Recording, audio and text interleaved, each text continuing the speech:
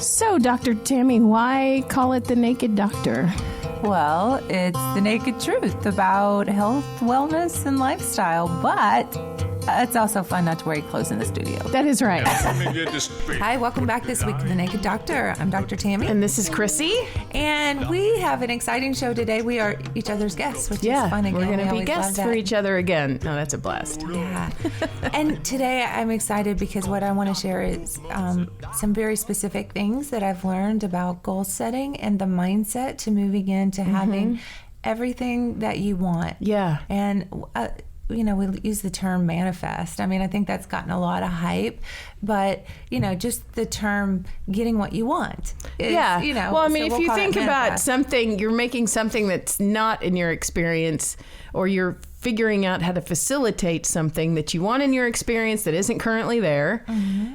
So where it's here and you can hold it and you can see it and you can touch it. So technically, I think manifesting means bringing something physical out of non-physical into physical. So it's kind of the same way, but you just have to think of it as your I'm not making $1 million appear in front of me in 10 seconds. No, but I am bringing into my experience and my reality what it is that I desire. That's so simple. That doesn't have to be scary. I heard a great saying this weekend. It said, you don't manifest what you want.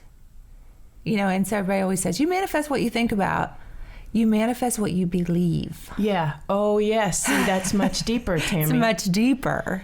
And so when you get into, okay, what do I believe right now? Do I believe that's possible? Yeah. What am I thinking the majority of the time? That's probably what my beliefs are. I was just talking to our producer before we got started today because we were talking about sometimes there's construction going on in the buildings next door or whatever. He's like, why does that happen? And I said, the law of opposites.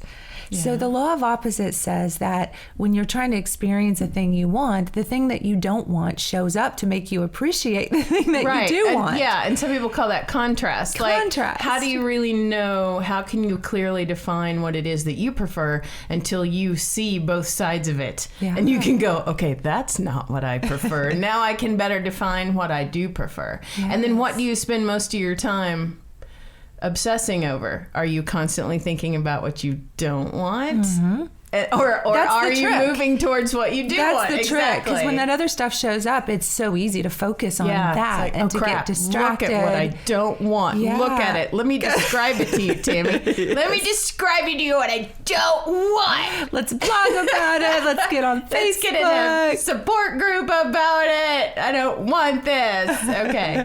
So we need the opposite. Oh, that's so funny that you said that, because on the way over here this morning, we had your daughters, Tabitha and Chloe, in the car, and we were listening to old 80s music because I just like to do that, and they were playing Jesse's Girl. And Tabitha said just the sweetest little most that just made me realize she's your daughter. She said if he'd quit whining, he could get her. Oh my God, kids are so smart. Kids are so on it. Pick up everything. If he quit whining about it, he could probably get her. Nobody wants a whiner. Parenting done right. And we talk about that. And you know what? My children are 11 and almost 10. And I really want to instill in them these things that we're talking about now so that they don't have to wait until they're 40 to figure that stuff out. But I do see where it's a bit of a struggle sometimes, because when they get tired or when they have too much homework or when they're worried about something at school, and I can see them kind of spiral into, this is going to be terrible, I'm not going to get enough sleep, and then tomorrow's going to be awful, and I have to kind of reach in there and say, honey, what we do in this household is we focus on the positive aspects, what you do want instead of what you don't want. Mm-hmm. And then I hear those things coming out of my mouth and I'm like, wow, this is really different from what I was taught when I was Shut up, suck and I can see in the future Tabitha going, my mom used to make me be positive. I hated it. It's totally different. Yeah. But you know what? It's true, though. If they figure that out at a young age and they have that toolbox going forward, wow, this next generation has so much So much to look forward to. And speaking of generation, that's something I want to kind of move into a little bit, because some of the studying I've been doing is basically this timeline, this sort of emotional evolution that we're moving into. Yes. And I think it's so interesting because the concept that we're either driven by passion or we're driven by pain. And I think a lot of times we're kind of moved through those stages because we get, in the birth canal basically. Yeah. And so you have to kind of push through that kind of thing. There has to be pressure sometimes. Okay, now wait, let's clarify that. When we begin to offer resistance to that natural push through the birth canal, okay? So, because that's going to happen regardless. Yeah. That birth and that push is going to happen regardless. When we offer resistance and get ourselves stuck, inevitably the pressure behind us is going to build until we do clear. So that's exactly what you're talking about. It's really these choices that we make. How do we make ourselves less resistant so that move is simple and easy? Yeah, and that's focusing on the positive. That's focusing on what we do want. Yeah. So there's basically these stages of development that Michael Beckwith kind of talks about a little bit. So I want to give him credit for that. But stage 1 is sort of this primitive mindset, this kind of hunter-gatherer, where we just survive. Yeah. And so many of us kind of stay in that primitive mode still even though we're living in houses and we're driving cars and we're doing all that. A lot of people are still kind of in that caveman mode. Yeah, that's very fear-based. Very fear-based, yeah. Well, and then stage 2 talks about we kind of move into this victim mentality, and nobody wants to say that they're a victim, but it's so interesting that I've started to understand how much I have played the victim in my life, how much I've just kind of laid down and rolled over. And it's so easy to do that. There was an experiment done one time where dogs would be in a small room and they would shock the dog and the dog would move to the other corner, and they would shock the dog and the dog would move to the other corner. And so basically after a couple of shocks, the dog would just lay down. Forget this. Yeah, I know it's coming. So I'm just going to lay here and not do anything about it. Now, honestly, though, there have been times in our lives, I think everybody has this experience where you do just kind of go, I don't have any control of this stuff that's happening to me. I'm just going to wait for the other shoe to drop. It's like you just begin to wait for the next bad thing that's going to happen. And that's that same thing. That's I know I'm going to get shocked. I'm not even going to bother getting up. So you don't try. You don't make the attempt. You don't. That's the victim mentality, I think. And then what happens is that because that's what you're focused on, that's what keeps coming. Yeah. Well, because that's when you stop. You stop getting up. So, that's going to keep coming because you're just laying there. Yeah. And I realized how many areas in my life I was talking to, my son about that. And I was like, honey, I've played a victim in just about every relationship in my whole life. And he said, even me? And I had to stop. I mean, he's 11. And I had to stop and think about it. And I said, yes, honey, even you. Yeah. As a parent, sometimes I've just felt like a total victim to my circumstance of, having a child on the autistic spectrum and, those challenges that come with that. I'm like, oh, there's nothing I can do. I've just kind of laid down and said, that's just, his developmental issues and stuff. And then when I really stopped being the victim in that and realizing he's the most gifted, amazing child on the planet, according to me, I see things so much differently. So you really have to move into stage 3, which is kind of the next stage. And the victim stage is what we call life happens to you. Mm-hmm. So everything kind of comes from that sense of, oh, life's just happening to me. Oh, poor me. Yeah, this is just, you're born and then bad things happen to you and then you die.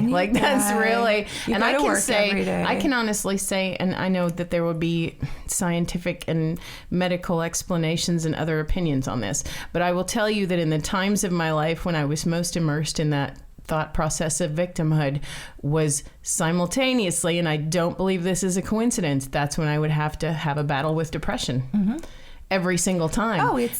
In my mind, I'm not saying that if you lay there and decide you're a victim, that's really what depression is. So you don't need any help. You just need to get up. That's not what I'm saying. Yeah. But I'm saying that there is a chemical and a hormonal process that goes along with that mindset that will start exuding those chemicals or stop those chemicals that help you feel better so that physiologically now you are in a depressed state. Yes.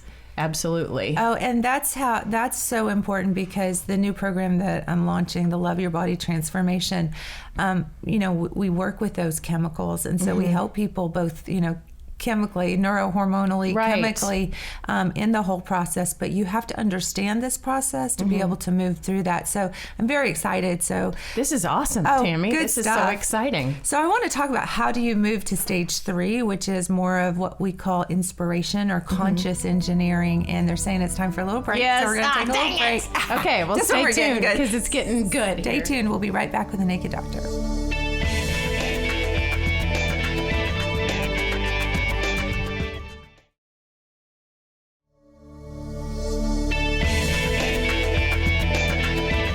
Hi, welcome back to The Naked Doctor. I'm Dr. Tammy. And this is Chrissy. And we're so excited today. We're talking about a new program that I'm launching, the Love Your Body Transformation. And so really, how do you love your body? How do you begin that process? And so we were just talking about sort of the conscious engineering developmental stage that you have to get in, because so many people just feel victim to their bodies. They feel victim to, genetics. This is the way I'm how gonna I was look. born. Yeah. And to really have that vision of who they want to be, and loving the skin that you're in is one of the things that makes life rich and wonderful, and it makes you be able to love everyone around you much easier if you can love yourself.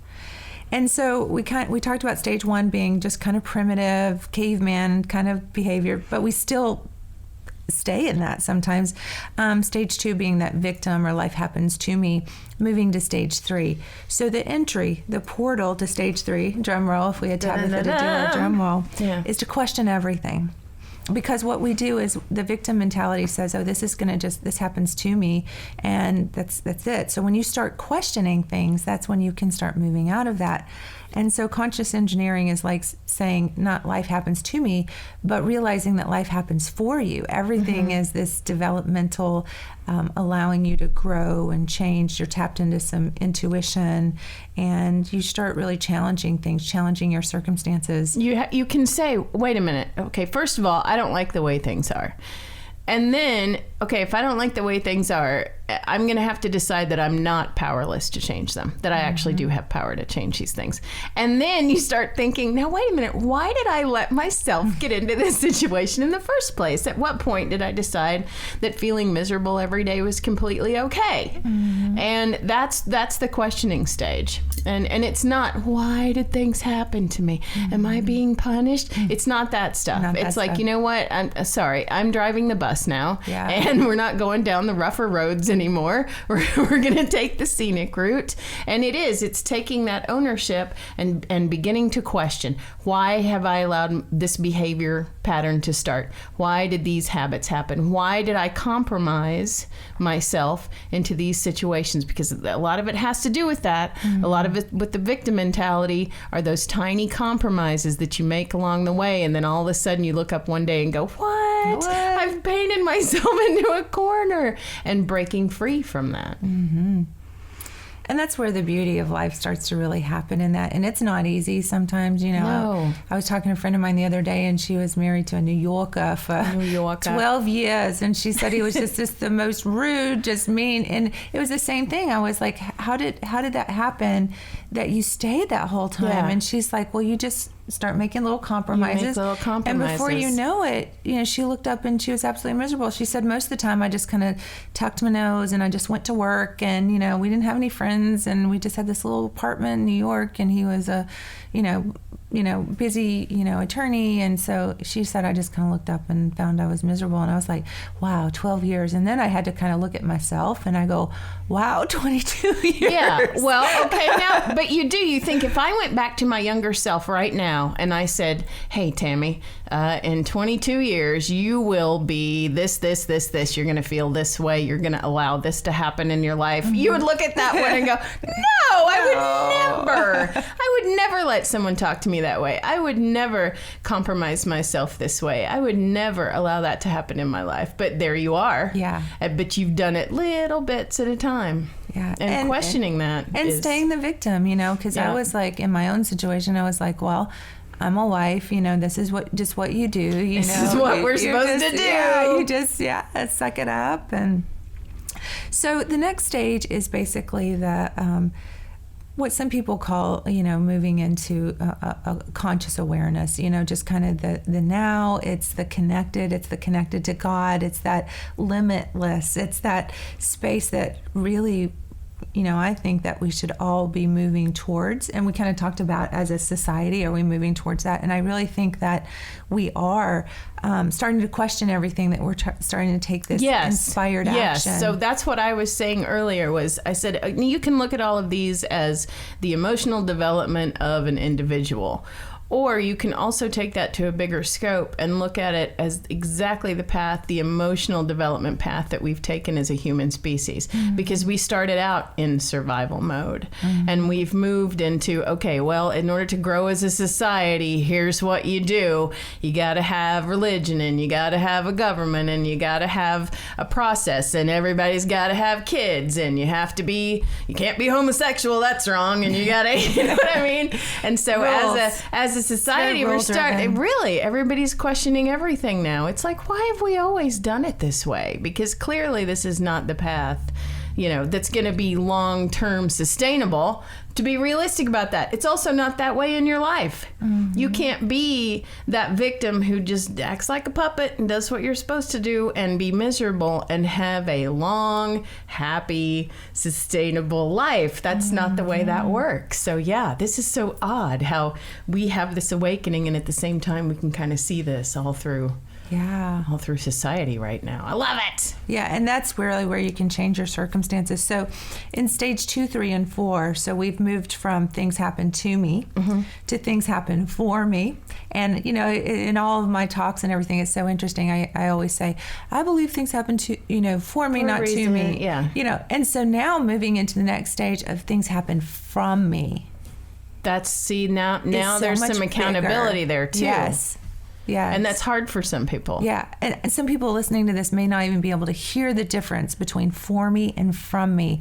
For me means, everything's kind of lining up the way you believe that it's going to line up. Right. From me means that you are responsible for everything that you do, everything that you say. Yeah. And if you're focused on the negative, it's going to just bring back more negative. So if you're focused on the positive. It's almost, when we talk about time and distortion of time and time being a perceptual thing, we also have to realize we see things very linearly, thank you, and very cause and effect. Yeah. And this is a mindset that you have to be out in front of. Mm-hmm. What I see is going to be a reaction to what I felt. Yeah. Right. And that's really hard to explain, but it's almost when you get locked into, I can't be happy until I see these things. Mm-hmm. I can't be happy until I have money, until I lose 40 pounds, until I have the love of my life. Mm-hmm. And until those show up, I'm going to be miserable. Mm-hmm. Okay. Now that's backwards. Yeah. You have to think, okay, I may not be where I want to be right now, but I know that what's being brought to me and what I need to feel in my life is that's coming. Mm-hmm. That's going to be there. It's going to show up exactly when I need it. I can be happy right now knowing that I am always moving towards those things that I've been looking for. And that's when you're open to allow those things to come into your life. Mm-hmm. It's backwards from the way that we think. Logically, it has to happen. Instead of believe it when I see it, it has to be I'll see it, or I'll believe it, and then I know it. I'm going to see it eventually. I used to always tell my husband, I'd say, I'm stuck in the what isness right now. What is going on. I'm stuck in the what isness. Because it can't change if you're stuck in it. Yeah. It really can't. Because you're solidifying reality with that focus so hard that it can't shift into what you want. Mm-hmm. Because you would refuse. It could walk right up to you and you wouldn't even be able to see it. Yeah. Because you're so focused on what is. Yeah. And I think what kind of helps me move out of that space when I get stuck in the what isness, no doubt this is what helps me, is gratitude. That's the key to everything. Yeah. So I'm grateful that I have my family, because you start thinking about if you lost any one of them, how, tragic that would, it kind of disrupt your energy space, And so I think I'm so grateful for my son. I'm so grateful for my career. I'm so grateful for, this radio show, and we are ridiculously blessed. Blessed. You know what? If you're taking in a breath right now, Yeah, you are ridiculously blessed. Really. We have food, we have clean water, we have roofs over our heads, we have people that love us, we have clothing to wear every day. We are ridiculously blessed. Everything over and above that is just icing on a cake. Yeah. So I think gratitude really helps me move out of that sometimes, and then start focus on the positive. That was kind of intense. That was an intense gratitude. It is, yes. We really are ridiculously blessed. That was awesome. So, if I would sum this segment up here, I would say that, basically what you need to remember is to question everything. And, just really focus on taking inspired action. And then, as we move into the next segment, I want to talk about goal setting a little bit. And that's got a little cliche, like goal setting and SMART goals and whatever. I want to talk about the real meat of how to start moving into this new awareness and how to start making things happen that you want to happen in your life. And it's a very conscious engineered, I love that term, life that you have to really start working, like you said, get out ahead of it, and start embracing that change. Because if you continue to do things exactly the way you've always done them, then they're not going to change. You'll get what you always got. Yes. Einstein said that. The definition of insanity. That's so true. It's doing the same thing. So we're gonna take a little break, and when we come back, we're gonna talk about some very specific things that you can start doing, that you can be driven by passion instead of driven by pain, getting out in front of these changes. So very exciting. So we'll be right back with the Naked Doctor.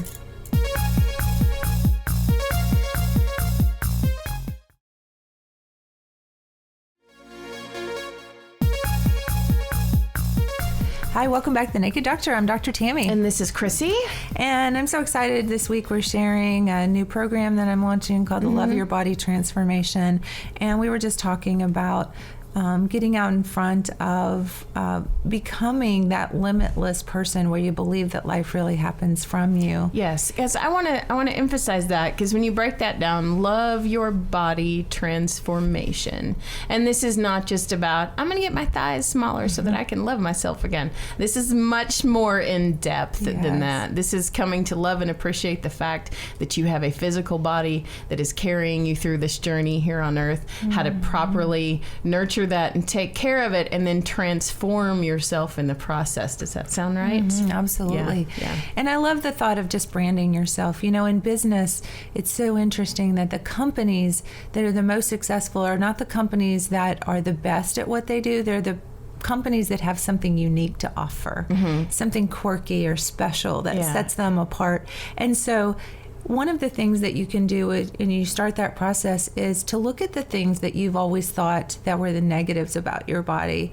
and switch them over to positive. So, if you don't like your nose, but, maybe it's a nose that looks a little like Cameron Diaz's nose. It's not quite straight, but it's kind of sexy. It's kinda, or maybe there's something like you don't like your fingers being long, and I'm peeking on myself if you can't tell. I have these let's say I have tentacles for fingers. Yes. But, like my brother was just asking me, before the show today, he said, can you play the piano? And I thought, or the guitar, I have tremendous reach. So it's like the things that you start to question. I had a girl one time say, your fingers are so long. And ever since, I never realized they were so long. And then I really started to notice them. It was like, usually during puberty is when that takes place. You start going, oh my God, what is that?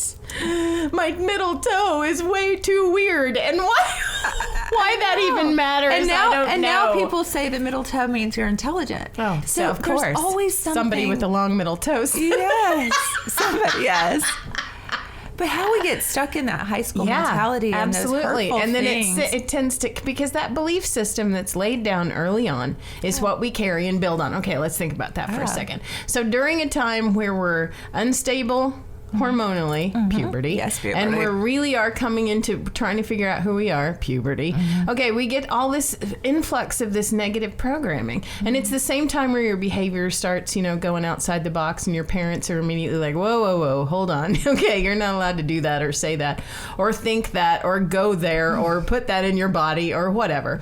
And so we're laying that belief structure down there, which is a weird, tumultuous acid trip time emotion, of your life. Right. Okay, now as an adult, we're still trying to stay on that same path, and we're still trying to work from that faulty belief system until we hit our mid-30s-ish, and everybody's different, but I'm just kind of generalizing there, and we start going, this belief system no longer holds it for me. Serves us. Okay, now what happens, though, is that it has to be broken down before it can be rebuilt. And that's when you can realize, I get to lay the structure now. Yes. That belief system can now match what I want my life to look like based on my talents, my loves, my passions, my desires, my goals. So that's where the goal setting importance comes in there, because we're laying that belief structure to build the remainder of our life. Let's not even call this goal setting. Let's call this restructuring. Yeah, it is a restructuring and rebranding of yourself. Yes. That makes total sense, Tammy. I feel like now that makes yeah. You didn't do anything wrong. You just you're still working from a puberty-based belief system that is messed up. And so now we're relaying the groundwork to be awesome from here on out. Yeah. Perfect. So one of the first things in designing this groundwork and this kind of branding yourself is to really question, what do you want? And so many of my patients that I work with, they're like, well, I don't know. They know they'd like to lose 50 pounds, but that's pretty much it beyond that. And so, to ask yourself the question, and so I've got some worksheets that go with this, and we'll make those available on the website. But what would you do if you couldn't fail? Yeah. That's a great question to start with. Some people don't even let their imagination go that far. Yeah. Like, wipe the slate clean. And what would you do from this point on if you knew that you could succeed at whatever you tried to do? Yeah. Man, that'd be a good list. And so a lot of people, like I said, you don't manifest what you want, you manifest what you believe. A lot of people don't believe that they can lose 50 pounds, especially, if that was hormone related and, menopause, and they're like, they've tried everything. And so what would you want if you couldn't fail? And so, it's so important to dream board things and to write these down, to do the worksheets that I've got, and to really kind of design where you're going. And some of your anxiety that you feel, people say, I feel so anxious, or I have anxiety and I have to take Xanax, is because they don't really have a strategy. They just feel like a victim, and they don't really have a strategy in where they're going. So I think that's really important to define that. I had a picture one time because I was always, hippie, and I had a lot of estrogen from my hormone imbalance issues. And I would look at pictures and go, oh my gosh, my hips are so huge, and I just really was so hard on myself. And I got this picture done in Las Vegas when my mom and I were vacationing one time together, just a little mother-daughter trip. And it was like where you have a picture of a supermodel and you have that head, your face on that supermodel. Yeah. And it was so funny because I kept that picture on my vision board. And now I won't tell you that it was quick. It probably took about a year or so. But I started focusing on the exercises that would get those hips and get that belly area, and really started focusing on transforming into that body. And, it's funny because now if, and I'm not bragging, I'm just saying that this was a process for me.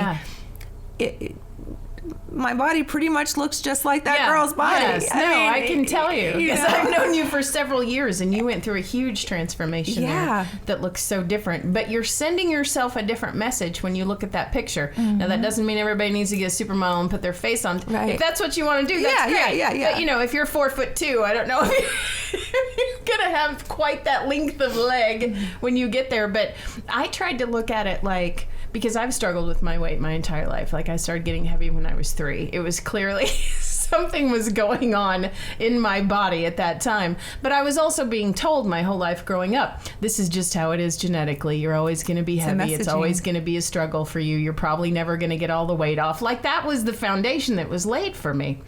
So part of my hormones process, and your DNA all line up with that. Everything just fell right in line with that. And it wasn't until this last couple of years, one, getting the chance to work with you on a regular basis, and some of the people that we've interviewed as well, like Lisa Lynn, who has a fantastic line of supplements, and she and I started talking, and I had just realized through all this that I've been preaching all of this, but I wasn't really following it on my weight. Like everything else was falling into place wonderfully, but I was still struggling with that. And it was the same thing. I thought, what message have I been sending myself all these years? And I started the eye-to-eye in the mirror conversation with myself to say, okay, you know this isn't how things are. I'm talking to the community of cells that is my body, and I'm telling you, we can get rid of this. This extra fat isn't necessary. And it's not anymore about me hitting a number on a scale, because that would kind of, I would focus so hard on what is that I would plateau for like a month at a time.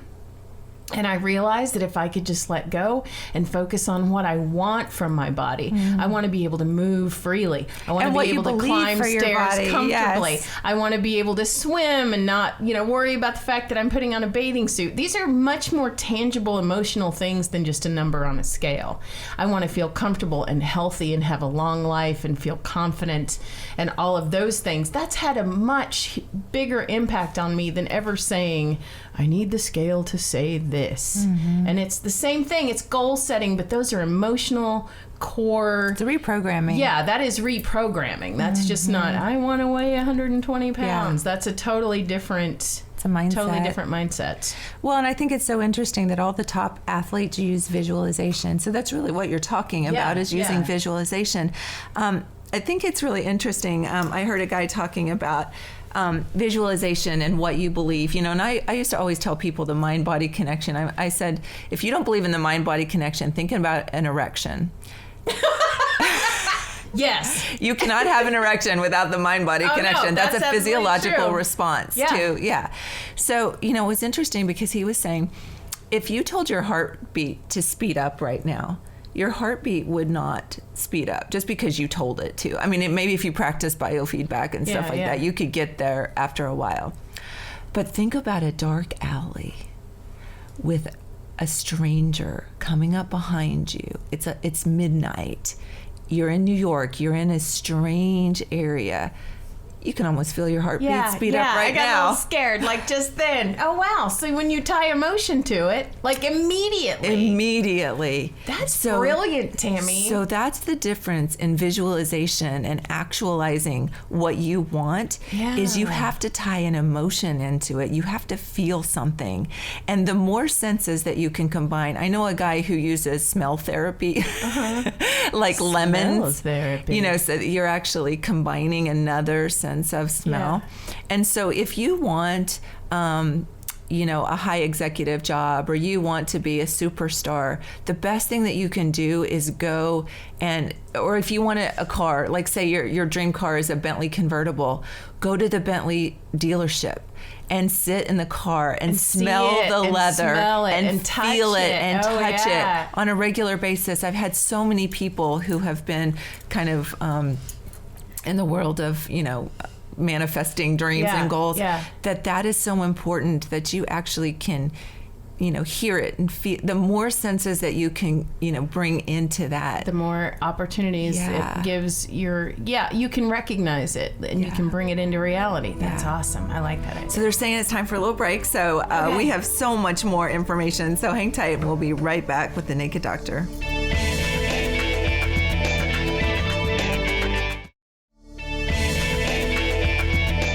Welcome back to The Naked Doctor Show. I'm Dr. Tammy. And this is Chrissy. And this is really flying by, this new Love Your Body transformation stuff, this really moving into how can you achieve what it is that you want to achieve. And when we talk about loving your body, so many people really struggle with that. I had a little experiment a couple years ago where you look in the mirror and tell yourself you love yourself. And that was really hard. Yeah. And for some people, it doesn't feel genuine for a long time. Yeah. It just bounces off. What I did with that to really help smooth that transition was I wrote on my mirror, I'm enough.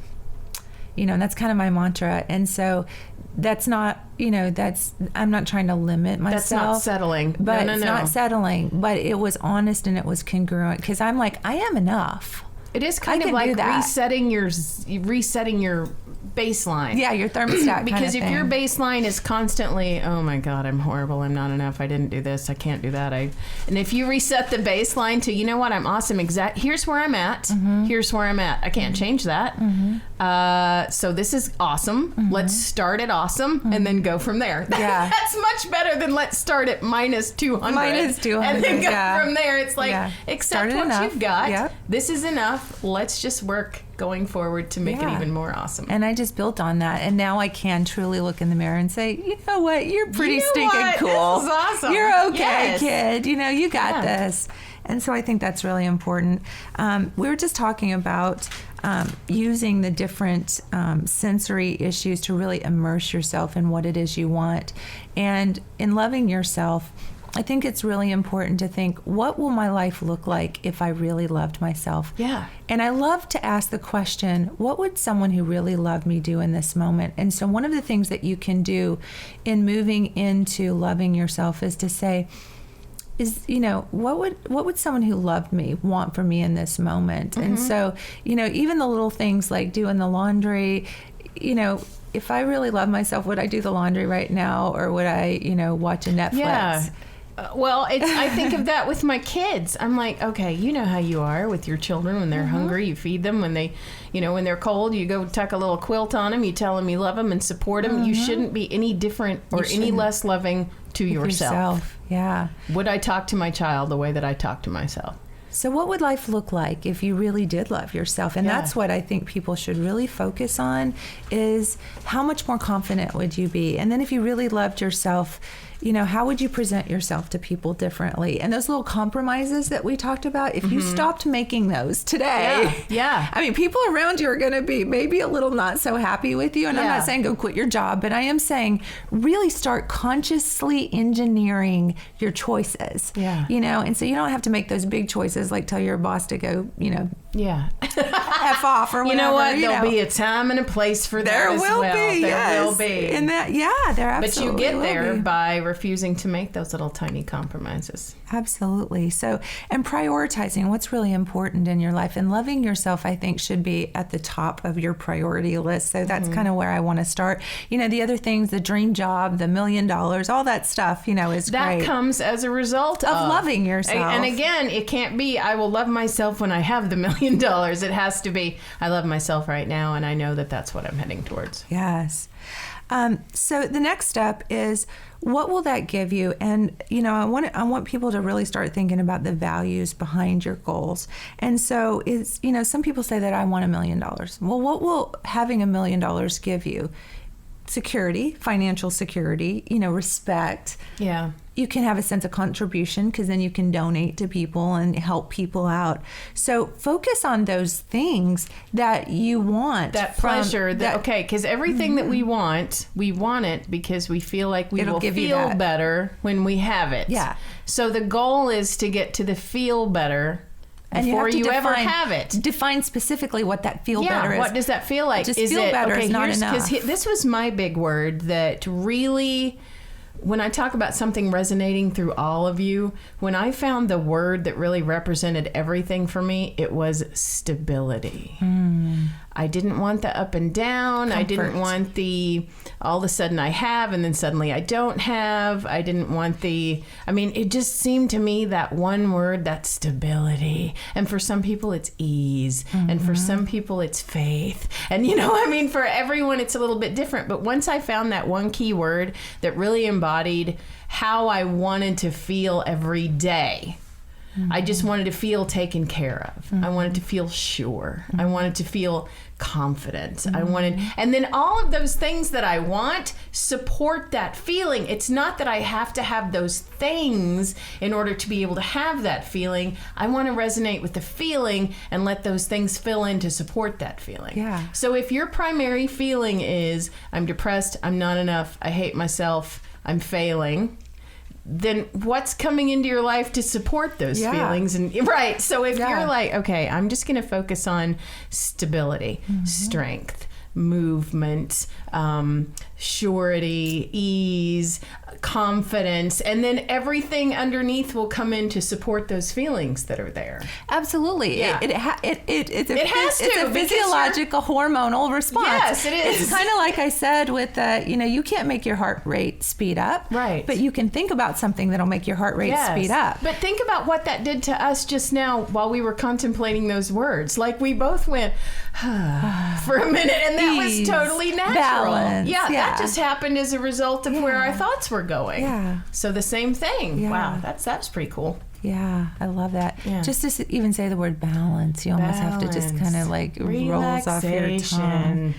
Yeah. So think about what those things are going to allow you to do, and think about the next step is, who do you most admire? And so for me, using that little supermodel picture and putting my face on there, I really admire that, because it takes, it does take some dedication to working out and focusing on those muscles and going out on YouTube and finding those people who know how to, isolate and sculpt those particular, that body image that you want. And so, maybe if it's, Ernestine Shepherd is this almost 80-year-old bodybuilder woman, and she's so healthy and beautiful and amazing. Maybe it's because you just think that anti-aging, when I get to 80, I don't want to be, my mom right now is in a nursing home. She's broke 3 hips, I say. She even one broke hip that twice. Hip. She was just in the ER just, not 2 days ago with a urinary tract infection and, mental decline. She's got Alzheimer's. That's not the life at 80 that I want for myself. That's not certainly the life that she would choose for herself. And so maybe you admire someone like Ernestine Shepherd that's out there getting it, that's taking care of herself and, taking names, it's just, maybe that's something. Or if it's in business, who do you admire in business? Or maybe if it's, someone on the spiritual journey, who do you admire, spiritually, who's walking the walk? And so really, I hesitate to, I've experienced people who put all their faith in one person, kind of like in religion. And when that pastor or whatever, cheats on his wife and lets you down, then you want to like throw the baby out with the bathwater and lose your religion. All of this is just crap. I don't even want to. So not from that sense that, that you want to, but just pick somebody that you admire and, don't recreate the wheel. If they're out there doing it, then just learn from them and study from them. The ego wants to say, no, I have to do this on my own. And that's kind of the victim mentality, is not asking for help, but, really just getting out there and listening and watching other people who've already achieved what you want to achieve. Right. So the next step is a validation procedure. And so that's basically sensory based. When you achieve what you want, what will the smells be? What will the sights be? What will the sounds be? And so that way you can kind of check back as you're moving through with your goals in that validation procedure. How close are you? So when I look at my life, one of my goals was to have a TV show to evangelize these messages to people. And so if I did my validation process, I could say, well, I've got this radio show, this is very close. I'm actually coaching clients and I'm actually helping people in these processes. So what does that look like? It feels good, not just good, but it feels balanced. It feels easy. It feels, like a natural progression. Natural, yeah. So really kind of putting emotions to those things. The next step is, does your goal serve others or does your goal serve yourself? And so when you start asking that, one of the things, are your goals under your control, basically? They have to be under your control, or there's nothing. The only person you can change is yourself. That's true. One day I was like standing in my closet being a mess, crying, and just one of those stages. Because all women at some point have stood in their closet crying. Come on, you have. And my son walked in there, and he's so wise, and he said, I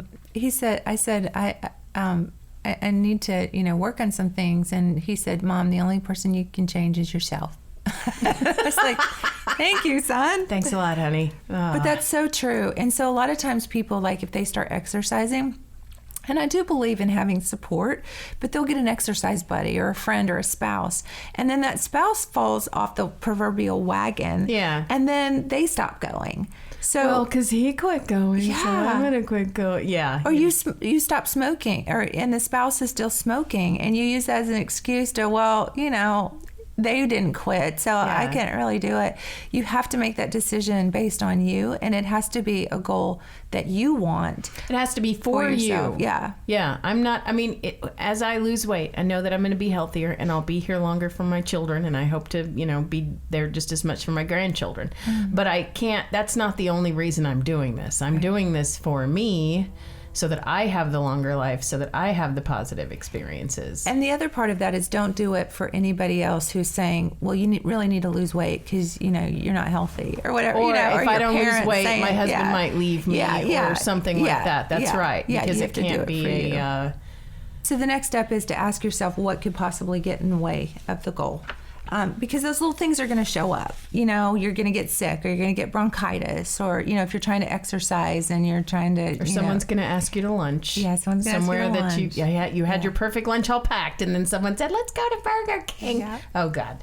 You're going to get stressed. You're going to be working late, and someone's going to order pizza. Yeah, Yeah. And so how are you going to overcome that? So that's one of the biggest steps is, what is going to be your strategy? And I love this strategy is to really think about your values. Who will I have to be to become this? Who will I have to be? And what kind of character traits will I have to develop to help me, especially in those times when it's more complicated or it's hard? And you want to handle these early on so that you'll be more likely to succeed. So basically, one thing you can do is think of times in the past when you've exhibited those positive traits. So one of the things, like just specifically, and I don't want to just kind of, talk about weight loss, but, one of the things when I was trying to achieve a certain, goal weight or something like that, and I was being tempted by those things, I would think about those day-old donuts that someone had there that I just thought, oh, they're free and they're there and they look kind of good, but then I'd bite into it and it was like dry. And they were gross. And and then like an hour later, I had an calories. insulin crash, and then I didn't feel good. Yeah. And so the character trait that I exhibited there was just kind of that conscious awareness that, my programming is telling me, yum, that would feel really good. That would satisfy me in the moment, or maybe I'm stressed. But the conscious engineering part of you says, you know what, in an hour when my insulin really hits me and I get really tired, I'm going to feel horrible. Yeah. That's really sort of those character traits that you're developing, just that awareness and that consciousness. Right. And you're living not just in that right now moment, but how am I going to feel 20 minutes or an hour after this? Yeah. And wouldn't I feel better looking back on this and going, oh, and then I didn't eat that yucky donut. I'm so proud of myself. Yeah. Yeah. And really looking at that donut is yucky, because at the minute when you're looking at it in the box, you're like, ooh, that looks really my good. stomach says that could be awesome. It could be I want the rest of me to step in and go, no, it wouldn't. And then imagine if you had total confidence how your life would look differently. Think about the superhero, the Wonder Woman, the Supergirl, that kind of thing. Who your higher self is, what that girl really looks like, and in your branding and in your reprogramming, think about, what does she look like? What are the character traits that How she would exhibits? she react in a moment? How would she react? Right. And she's awesome. She really loves me, and she really wants the best for me. So, in each moment, what would she do for me? How would she be my friend? How would I treat myself in that situation? And then the next step is make a list of all your resources, the people that can help you the most, and that could be a list of friends. That can be a list. And it's always a longer list than what you first think. Yeah, so that's one of the worksheets that I have that you want to work through is putting all that down. What's nearby? Where do you live? So if you're trying to get healthy, make a list of all the healthy restaurants around you, the healthy stores where you can go get stuff, a list of the friends who can support you, the gyms that are nearby. People that'll just give you an I love you once in a while. People that you can call up and go, hey man, I'm having a rough day. I really need to be uplifted for a minute. And just tell you a joke. Yeah. I mean, even that stuff is awesome. Us in our program, Better Living RX, Dr. Tammy's transformation program, a huge support, and that's really important to have as a resource. So the next thing is to take these goals and imagine what you have around you and design your future, the ideal day what does it look like? Yeah. What does that look like? Yeah.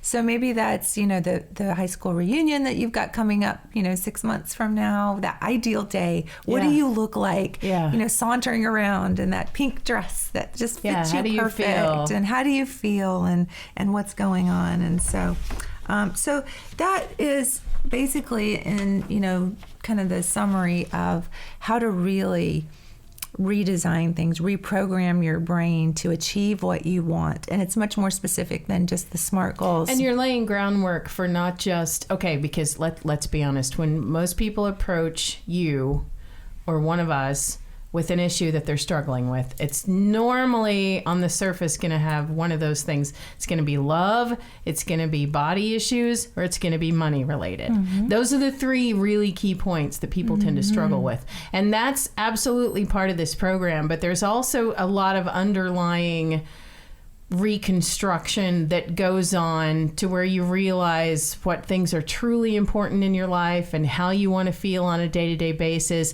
And then those three things take care of themselves and fall into place as a result of this restructuring that foundation that we talked about. So this is a lot more than just like losing 20 pounds or finding a better job. Yeah. This is making your life where it's no longer a day-to-day struggle. Mm-hmm. And those little three things are no longer at the forefront of your mind all the time. Absolutely. Yeah. So I really want everybody to take time with the worksheets and really work through these processes and give it some time and thought as we're just kind of talking about it here, it's just giving you these ideas. But until you really sit down and kind of pen to paper and really start giving these really deep thoughts, then the true transformation will start to kick in. These are real things. This is not, we came up with a list of cool stuff to talk about. Yeah. These are things that Tammy and I have implemented in our own lives and seen miraculous changes, and we know that we can share it with others. And Tammy's just one of those people that knows how to